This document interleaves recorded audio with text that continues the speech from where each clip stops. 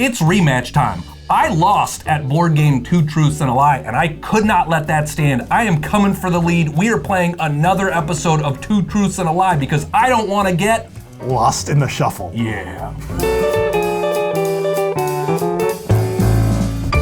We recorded something long enough ago that it may not actually have been the episode before this one when it airs, but it was recently enough that we haven't bothered to change our shirts. That is true.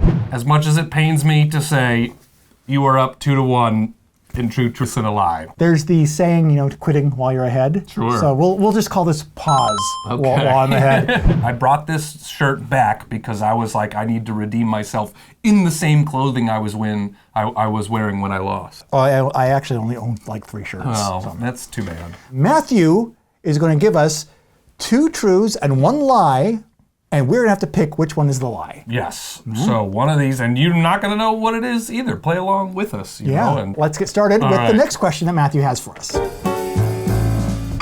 Before they were famous. Founded in 1975, Games Workshop was originally a manufacturer of wooden boards for games including backgammon, Mancala, and Go. Number 2 is Cool Mini or Not was founded as a community site for posting images of painted miniatures inspired by Hot or Not style dating sites. And number 3, Days of Wonder started out as a newsletter specializing in tips and strategy guides for popular board games. I will say, 1, I really want the Cool Mini one to be true. Like, I'm just really... Tinder for painted minis? Is my miniature hot or not hot? Like, that just is hilarious to me, and I'm going to be really sad if that's the lie. Okay, all right. I just can imagine people posting like, look at my miniature. This took me 13 hours, and then someone being like, 13 hours wasted. The internet is a cruel mistress. Yeah, for sure. All right. Okay, so I'm believing, in my heart of hearts, that one's true. Then what do you think? Where's the lie here? I can't see Games Workshop doing anything other than Warhammer. But maybe... But if they've been around for a long time, all of the games that he mentioned are very classic games. You could certainly have a business plan making like really nice custom boards for those types of games. Sure. Well, today maybe. Sure. Way back when Games Workshop started? Okay. That I don't know. Okay. That, sir, I think you may be full of beans. Sure. I also feel like Days of Wonder, though, like, can you really make a company off of a newsletter? Oh, but that's just such a sweet story. It is, but Days of Wonder, also that name, Days of Wonder, has nothing to do with a newsletter. Oh, no, this is my passion. I love board games. They're a wondrous pastime, Days of Wonder newsletter. Okay. Local boy makes good. That's what that is, right there. Okay. I am all in on the Days of Wonder newsletter. I'm saying that the lie has got to be the Games Workshop one. I'm saying the lie is the Days of Wonder one. Oh, I'm not about sweetness. I'm about hot or not ranking miniatures. All right. All right. As difficult as it is to believe, the Cool Mini or Not one is true. It started off as a Hot or Not, but minis. The lie, of course, was Days of Wonder, which was founded in 2002. It was publishing a game of Gang of Four. Then in March 2004, the company released Ticket to Ride. I'm back in. We're tied up here. I'm back in. No, sir, I don't like it. Oh. The sweet one that you really had your heart set on turned out to be a lie. Such a sad... Hope for mankind. Yep. Nope. Dashed. We're ranking hot miniatures. Okay. Let me regain faith in humanity by going on to the next question. Okay. Board Game Hall of Fame. I am finding these quite funny, even though I wrote them. Catan was inducted into the National Toy Hall of Fame in 2021. 2. Uno was inducted into the National Toy Hall of Fame in 2018. And 3. Magic the Gathering was inducted into the National Toy Hall of Fame in 2019. Oh, good gravy. That is This is a real shot in the dark. I have no idea. They said Uno 2018, Magic the Gathering 2019, and Catan 2020. Hard thing about this one is that there's a big time period between each of them. Like Magic the Gathering was a early 90s game inducted in 2019. Catan was a mid-90s game inducted in 2021. So I guess for me, maybe I would say Uno would have been inducted earlier than he's saying it is because it is an earlier game than the other ones. I mean, Uno's been around since, I don't know, when.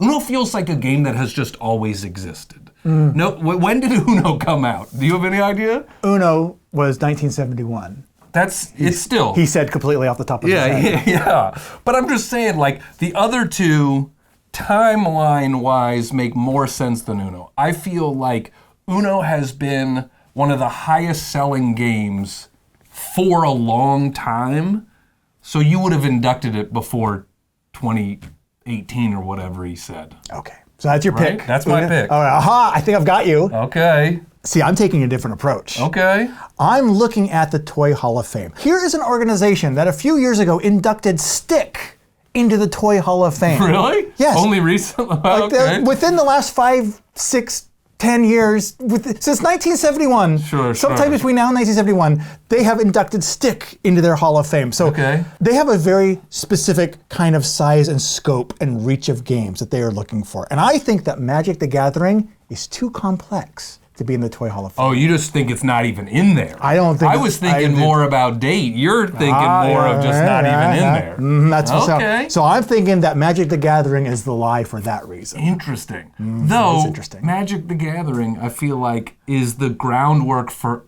every other TCG that's popular these days. Oh. But that's not, maybe, I get your point is like, it's not really a toy. I got too caught up on the years. That's me being a history guy. Okay, well, let's see which one it paid off for. Yeah. Have you successfully found the lie that I weaved into this tapestry of deception? Did you know that Catan wasn't the winner? Ha! It was merely a runner-up, and it lost to American Girl dolls, Risk, and who could forget, Sand. Catan lost to Sand. Wow. I think most gamers would place sort of the start of modern board gaming with Catan. Absolutely. Right? I feel like that's the sort of benchmark for our hobby. That's the sort of, once Catan came out, we moved way more into strategy, way less away from rolling moves and stuff like that. Absolutely. That's the benchmark game. And so it's, even if you're a board gamer, you may not have ever played Catan, but you know about its sort of place in history, and so the toy industry not even putting it in there is blasphemous, and we should all write letters. Don't write emails. I want you to physically write a letter to the Toy Hall of Fame. Come watch our show and get chores. Yes. Get Catan in the Toy Hall of Fame. That's wild to me that's not in there. Does this mean that we both lost? We did both lose, yeah. Okay, so we got Stuart here for luck. Yeah, Stuart, whisper in my ear what the answer is, please help me. Step into the eerie woods with Scream, where every card flip might unleash a shriek or a strategy. Scream, the card deduction game for 3 to 5 players, is the spiritual sequel to the camping theme competition, Scram. And in Scream, we learn that during their stay in the woods, the campers from Scram foolishly unleashed the powers of the Necromonicon. Oops, well, now your camping adventure has turned all spooky and such, with creatures from your darkest nightmares coming out of the woodwork. Can you survive the night? Well, in Scream, players will still draw and play and exchange their cards, but also will use bluffing elements as well. Then scream when you believe you have the lowest score, and with killer timing, you'll survive until morning victorious. Scream reaches retail this August, and you can follow the link in this video's description to pre-order it now directly from Bezier Games and receive 10% off your purchase, plus free shipping in the US or discounted international shipping. So follow the link for complete details and get ready to warm up those vocal cords with a little bit of screaming in Scream. Board game mascots. Which of these mascots is in fact a deception? The mascot for Origins Toy Fair is a little orange creature called Crit. PAX Unplugged has a purple mascot called Dots the Dragon. Or number 3, the mascot for WellyCon in New Zealand is a lovable green Wellington boot called Welly. He's like, these are 2 things you guys have clearly been to and one you've never heard of. Like, Having a mental breakdown, a crisis as it were with this one, because I'm pretty sure that Origins has a little fuzzy mascot, but I was certain it was purple. But now that I'm picturing it in my head, I'm no longer certain, and I'm doubting myself, and I will find strength in that doubt to think maybe I did see it as orange. Sure. So I think that one's true. Okay.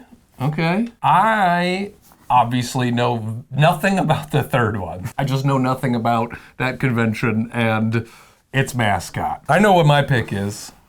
Ooh. I think I know what mine is too. I think the Wellington one for New Zealand has got to be true. Yeah. Because New Zealand is such an amazing place that that's something that they would do. Sure. So that means that the one that's not that, which was PAX Unplugged, that's got to be the lie. I also think the PAX Unplugged one is a lie, so we are at an impasse here. Okay, well, okay, you know what I got to do then? I got to either convince you to change your pick, which I don't think I'm going to be able to do. You're not going to. So I'm going to have to go back to my initial instinct and say, I think that the Origins mascot, I remember seeing him be purple and not orange. Sure. So I think that maybe Matthew did that little tweak to it. So I'm going to have to pick that one. It's a lie. All right. I'm almost positive that one's true because I have a little orange fuzzy guy that they gave me from Origins. I'm also actually almost positive it's true too, but that's what I got to go with. And I think and PAX Unplugged is purple, but I don't think it's a dragon. I think Gen Con is more the dragon, and PAX Unplugged is something else, and I don't know what it is, but yeah. If it weren't for this bloody tie, I would so totally be changing my pick. Also, we could just have a tie and then be friends and win together. That's okay with me. No thanks. That option had not even occurred to me. All right, well, let's find out just how much you're going to win by. Okay. Unfortunately here, the deception that I deceived you so well, perhaps, with is WellyCon doesn't have a mascot as far as I can tell. But, I mean, if it did have one, it would be a Wellington boot called Welly. Come on. So we're still tied. Yep. So we have ended in a tie once again because we both got way too many wrong in Two Truths and a Lie. We both could not find the lies too often, but we can't let that stand. So we asked Matthew to send us another tiebreaker question so that hopefully we're not still tied at the end of this. Yes, So. okay. Are you ready? Yes, I'm ready. All right, here we go. As described earlier, you can search for all manner of categories, but some are more popular than others. I've got 3 category facts. One of them is a lie. There are more farming games than zombie games. Number 2, there are more dice games than memory games. Or number 3, there are more party games than print and play games. Those all feel like they could be true to me, you know? A lot of people are like, well, I don't like memory games, and people love dice, so it makes sense that there's more dice than memory games. Right, I forgot about that. I see what you did there. I also feel like there are a lot of print and play games, but there's also a ton of party games and like mass market games and stuff like that that we don't always think about in the hobby space. There's so many of those are party games, right? There's so many games that like only get sold on Amazon. And that's the only place they sell, and so many of those are party games. That's true. And the first one was farming versus zombies. Zombie. That one feels like it's close, but I also believe there's so many farming games. There's so many zombie games. There's so many farming games. There's so many zombie games. I don't know. This one is too hard for me. I feel like they're all true. Okay, there was a huge glut of zombie everything from like 2012 through 2018, it seemed like. I feel like I know which one I'm going with. I think I do. Print and play, I could make a print and play in 15 minutes Yep. with a piece of scratch paper. Yeah. So does this mean print and play? They're actually like listed on Board Game Geek in that category? I guess the category of the question was categories, I guess. So Yeah. Perhaps categorically, that's what it is. So that leaves no, that doesn't leave the farming versus zombies. That leaves the dice versus. What was that Memory. one? Memory. Oh, God. I didn't Coming back to the same bit. that one wasn't a bit. Really? I'll tell you what my pick is. As much as I think there are party games, there are just so many print and play games. If you want to make a game and you don't have the budget to make a game, print and play. I'm going to pick that one. I am not going to pick that for the reason that I think a lot of print and play games are made on such a small scale that is true. They never get. They might not be on BGG. They might not be actually categorized. Yep, no, that's fair. So I'm going to go with the farming versus zombie games because zombies were everywhere for years, but farming is such a standard for board games. It's got to be more. That's got to be the lie. If he said there were more I think zombie he said there were more farming games than zombie games. Oops. Definitely not the memory one. Yeah. So I'm going with that one, whatever it was. Okay, all right.